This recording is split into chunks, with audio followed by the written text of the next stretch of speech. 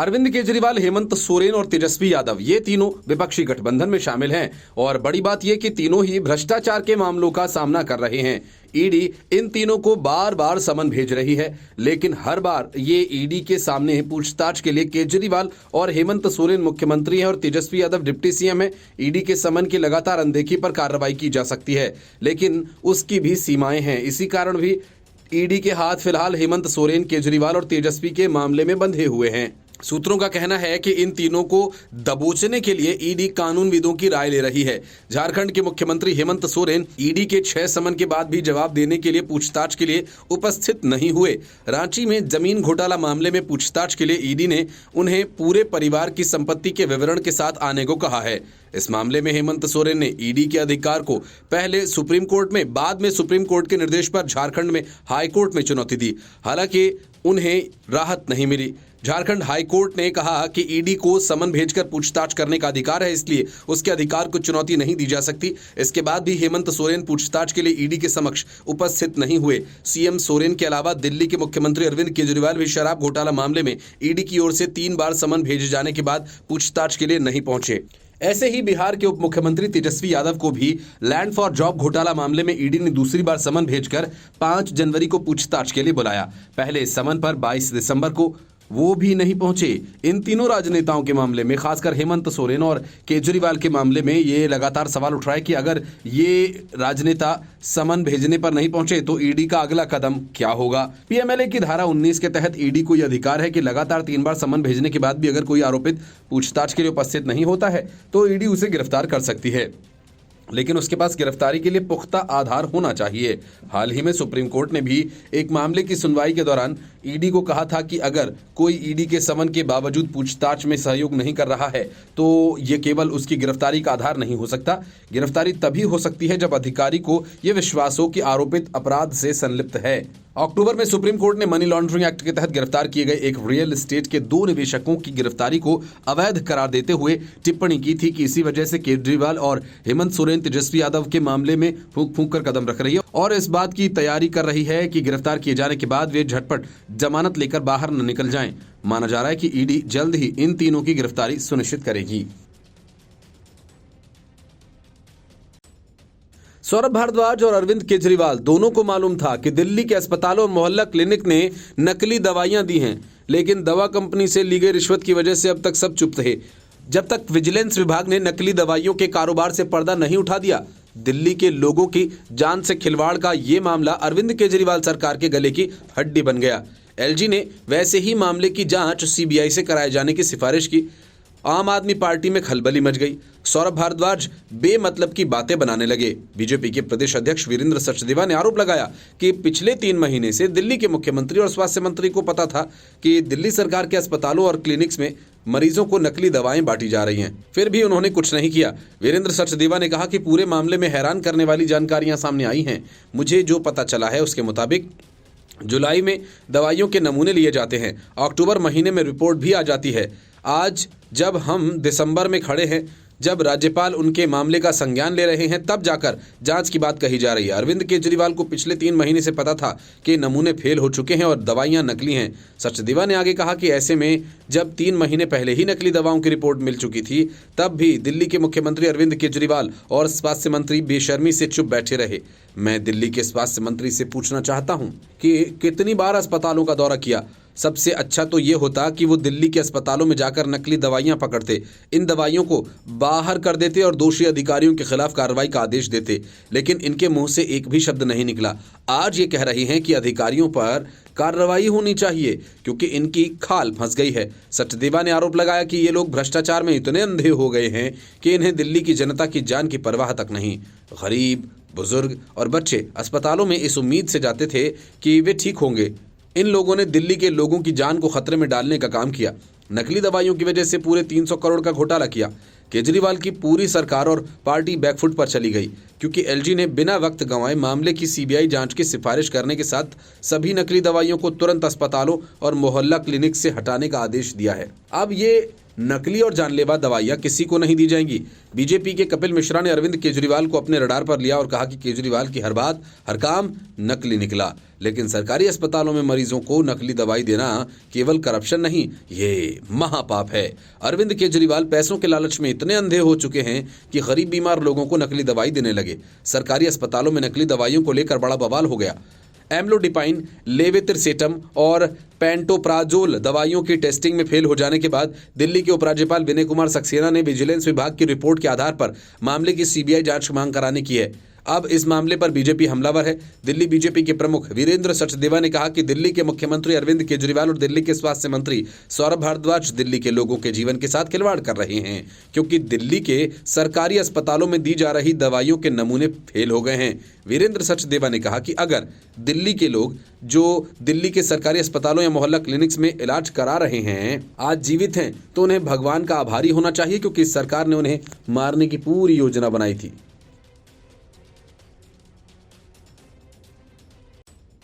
जब तक supreme court में अयोध्या का मामला चलता रहा, वकील कपिल सिब्बल और राजीव धवन दोनों ने अपनी तरफ से कि मामले का फैसला न हो और ये मुकदमा ऐसे ही चलता रहे।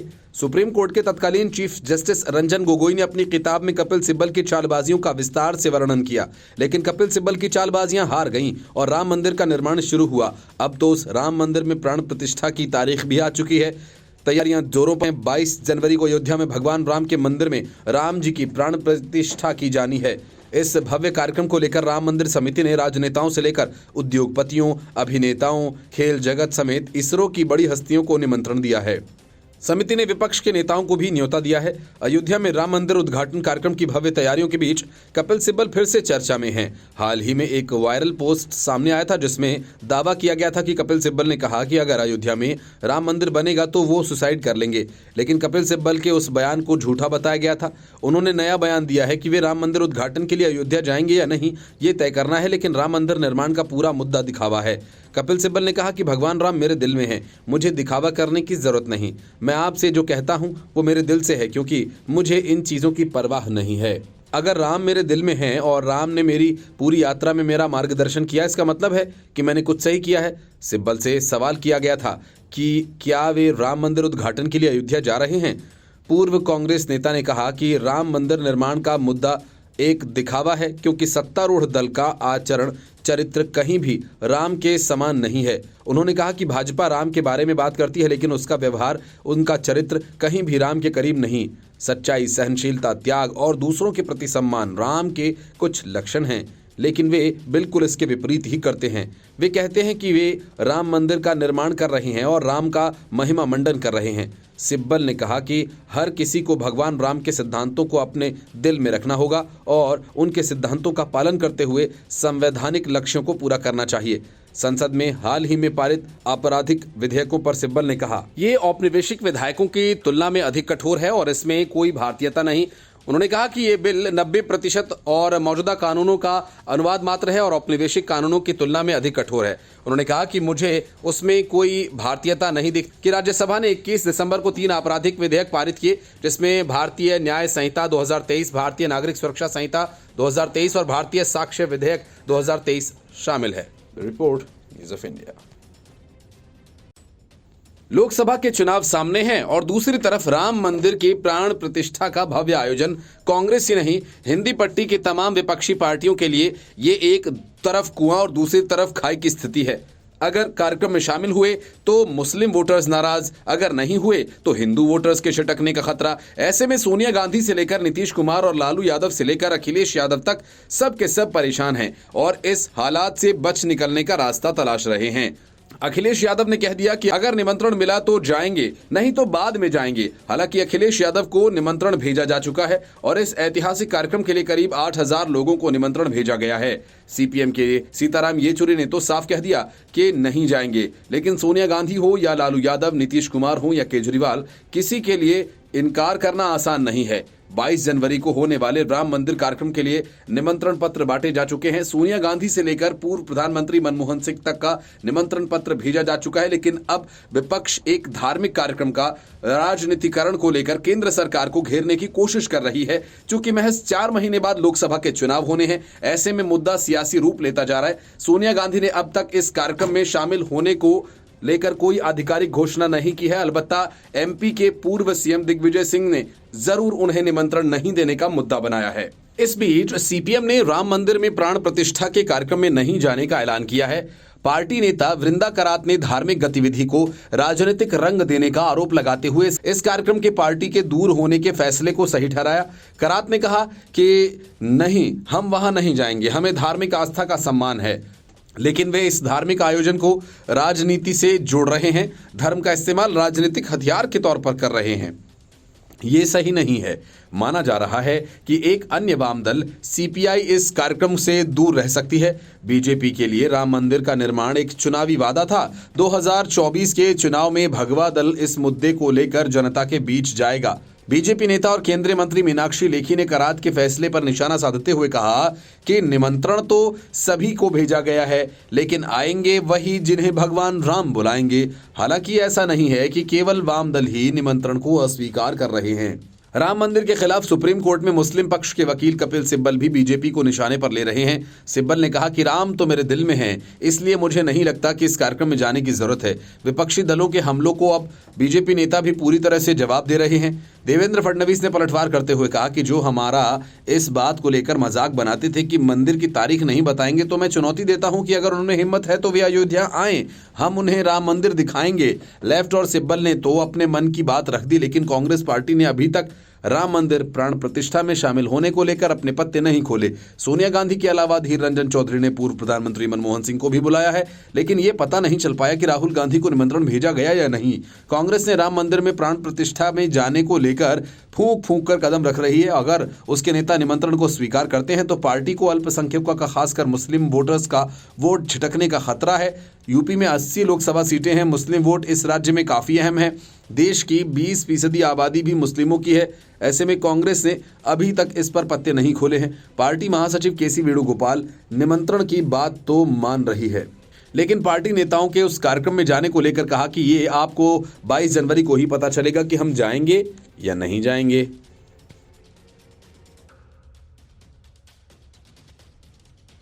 ममता बनर्जी और अरविंद केजरीवाल ने विपक्षी दलों की दिल्ली बैठक में जो आग लगाई वह वाया पटना महाराष्ट्र जा पहुंची है।